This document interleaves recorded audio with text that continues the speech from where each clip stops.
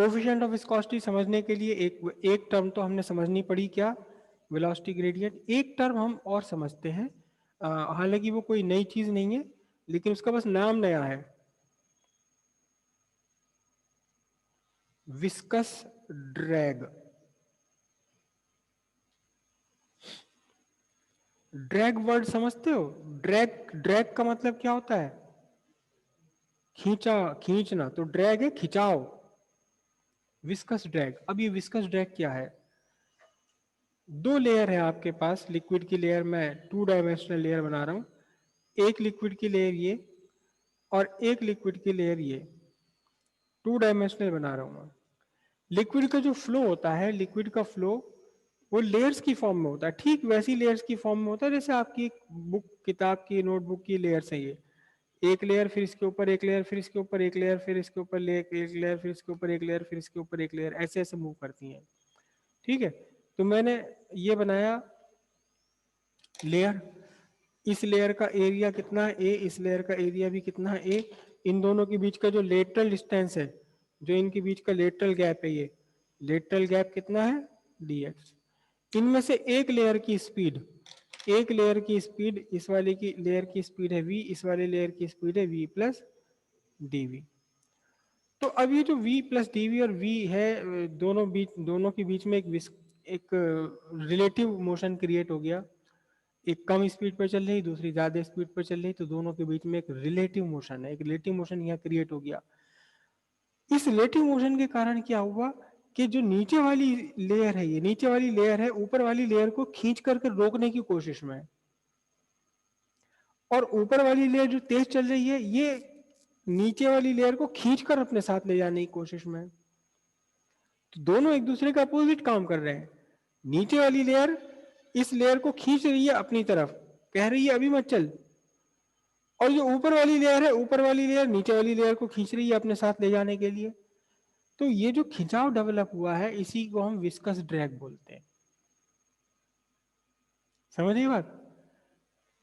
Opposing force है ये, opposing force है ये तेज, इसकी इसके स्लो चलने को अपोज कर रही है कौन सी लेयर? ऊपर वाली लेयर। नीचे वाली लेयर ऊपर वाली लेयर के तेज चलने को अपोज कर रही है। तो जो अपोजिंग फोर्स डेवलप हो गई है, opposing force between different layers of liquid, इसी को हम क्या बोलते हैं? विस्कस ड्रैग बोलते हैं। ठीक है, क्लियर हो इतनी बात? अब कोफिशिएंट ऑफ विस्कोसिटी हम समझ सकते हैं। ये जो विस्कस ड्रैग है, विस्कस ड्रैग फोर्स, ये दो फैक्टर्स पर डिपेंड करती है। सबसे पहले तो डिपेंड करती है क्या, कि इन दोनों का एरिया कितना है। अगर एरिया ज्यादा होगा तो ज्यादा ज्यादा फोर्स लगाएगी, ज्यादा ज्यादा खिंचाव लगाएगी, और छोटी मोटी लेयर होगी तो कम फोर्स लगाएगी। दूसरे, ये विस्कस ड्रैग डिपेंड करता है कि इन दोनों के बीच वेलोसिटी ग्रेडियंट कितना है।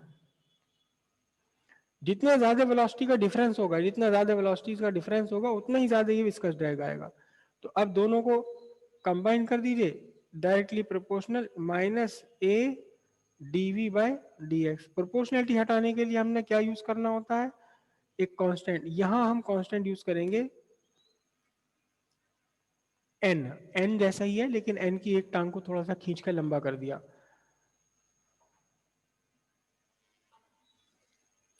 ये जो n जैसा हमने स्ट्रक्चर बनाया है, इसका नाम है, इसका नाम है ईटा। क्या नाम है इसका? पता नहीं ईटा क्यों बोलते हैं, नीटा बोलना चाहिए। जब n जैसा है तो नीटा नहीं बोलना चाहिए सर, n के जैसा तो नीटा बोले ना, मगर पता नहीं क्यों ईटा बोलते हैं।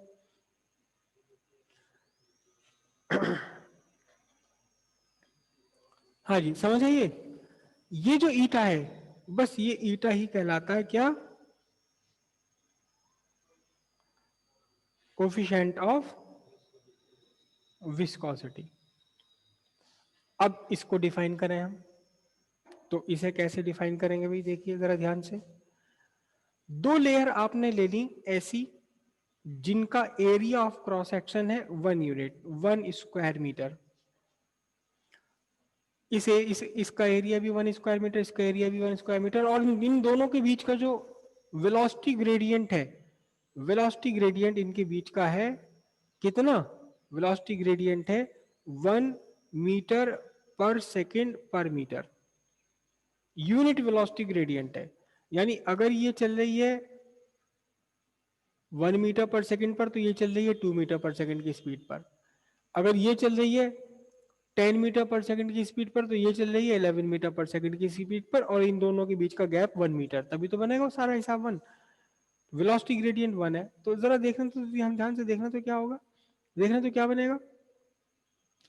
अब देखना जरा ध्यान से, ये ए की वैल्यू भी 1 हो गई और इस पूरे की वैल्यू भी क्या हो गई, 1 हो गई। तो फिर अब आपके पास क्या बचा, अब आपके पास थोड़ी सी चीज बच गई, छोटी सी चीज बच गई, ईटा इक्वल्स माइनस एफ। तो ईटा क्या है, कि क्या है eta, eta coefficient of viscosity is equal to negative value, negative सिर्फ निगेटिव की बात है तो वैल्यू से चाहे बोलो या ना बोलो, is equal to viscous drag, viscous drag. फॉर्मूले में एफ क्या था, ये क्या था, ये फॉर्मूले में विस्कस ड्रैग था नहीं।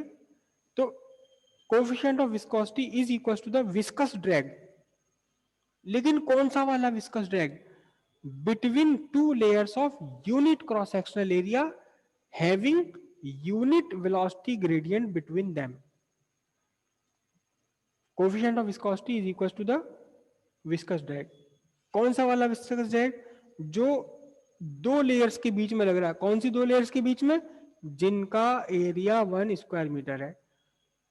कौन सी दो लेयर्स के बीच में, जिनके बीच वेलोसिटी ग्रेडियंट कितना है, 1 मीटर पर सेकंड पर मीटर का। तो coefficient of viscosity is numerically equal to the viscous drag acting between two layers of unit area having unit velocity gradient between them.